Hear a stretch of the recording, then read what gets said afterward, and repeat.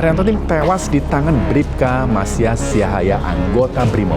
Dan ironinya, helm yang dibuat mukul Arianto itu dibeli pakai uang rakyat.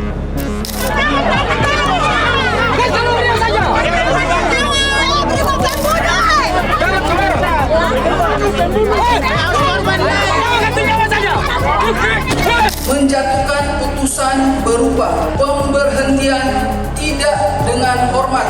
Ini perjalanan hukumnya baru setengah jalan. Jangan sampai pemecatan jadi tameng buat ngadem-ngademin massa.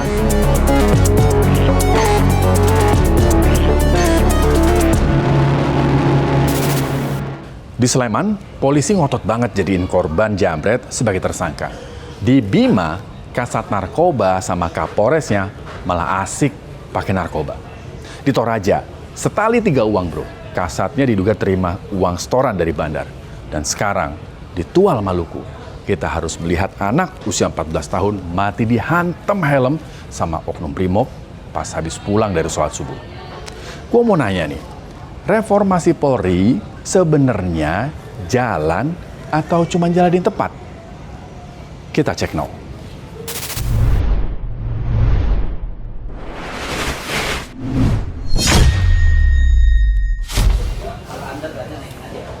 Meninggalnya Arianto Tawakal di tangan oknum Brimob awalnya sempat disebut karena balap liar. Stop! Kita flashback ke Semarang tahun 2024. Ada Gama, pelajar SMK, yang mati ditembak sama Aibtu Robik. Awalnya polisi percaya diri, bilang kalau Gama ini terlibat tawuran. Ingat nggak rilis foto senjata tajamnya? Tapi begitu CCTV dibuka, kebohongannya telanjang. Gama bukan pelaku tawuran. Narasi balap liar di Tual dan tawuran di Semarang sepertinya polanya identik. Kriminalisasi mereka yang sudah mati. Menutupi kesalahan dengan menyalahkan korban yang sudah meninggal.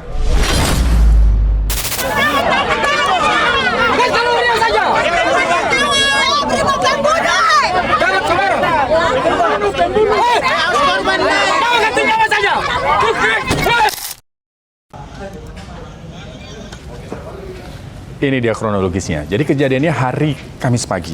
Arianto bareng sama kakaknya, Nasri, lagi bawa motor masing-masing.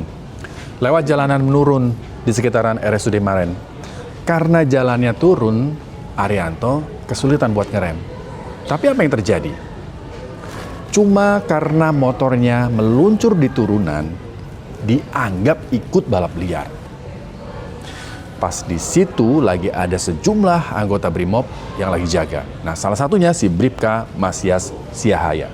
Begitu ngelihat Arianto lewat, oknum ini bukannya nyegat atau nanya baik-baik, dia malah lompat dan langsung melayangkan pukulan keras pakai helm, tepat ke arah dahi Arianto. Ini bukan lagi prosedur pengamanan, ini udah kayak eksekusi jalanan. Pukulan telak ini bikin Arianto hilang kendali dan jatuh keseret beberapa meter. Darah Arianto keluar dari hidung, dari mulut. Brimob dia apa? Dia pantau, dia sudah dengar suara motor agak dekat, langsung dia loncat turun langsung pas di depan dia Brimob ini. Langsung dia ayun tepu helm ini, langsung dari tempat. Cuma pas dia jatuh, pertama dia langsung jatuh, dia agak masih sadar sih, dia buat begini langsung dia mata tertutup, langsung dia mata terbuka langsung tertutup, langsung bukan jatuh begini, jatuh menyamping begini, jatuh langsung begini. Jadi pas langsung pendarahan langsung dari mulut dan hidung, sini ada benturan. Arianto sempat dibawa ke rumah sakit, tapi nyawanya udah nggak ketolong. Arianto ini tewas di tangan Bribka Masyas Siahaya, anggota Brimob. Dan ironinya, helm yang dibuat mukul Arianto itu dibeli pakai uang rakyat. Yang nggak habis pikir juga, kalian bisa lihat gimana cara Brimob tuh ngangkat badannya Arianto. Kematian Arianto ini memicu kemarahan warga.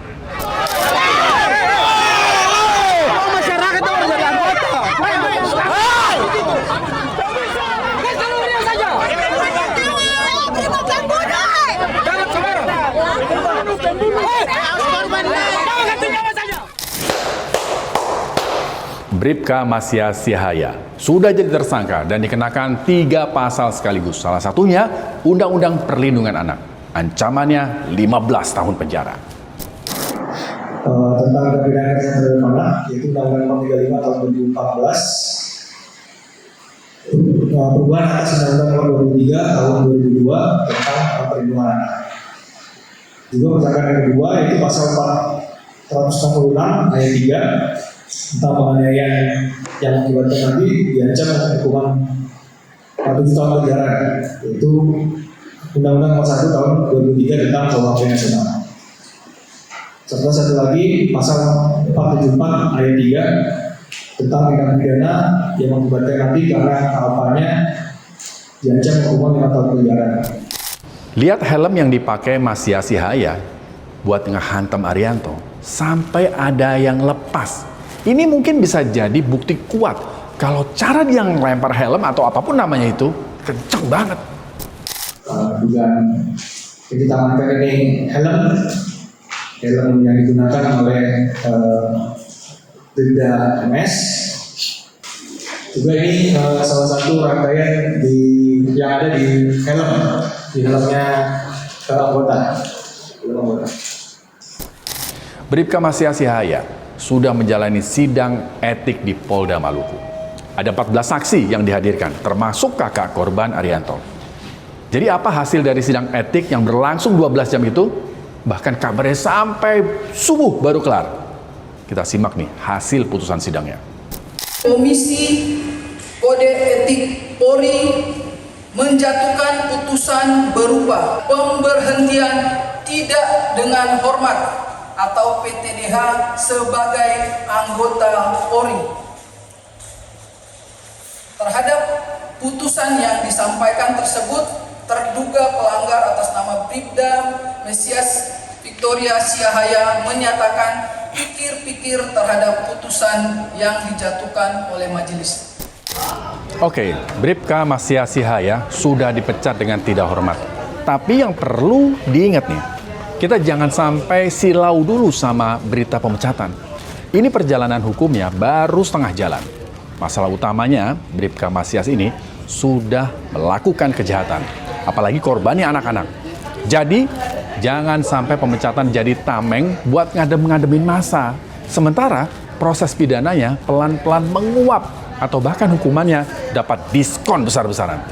Ingat ya, ada 3 pasal yang menjerat Mesias. Salah satunya Undang-Undang Perlindungan Anak yang ancamannya 15 tahun penjara. Publik tuh nggak butuh sekedar lihat pelaku dipecat.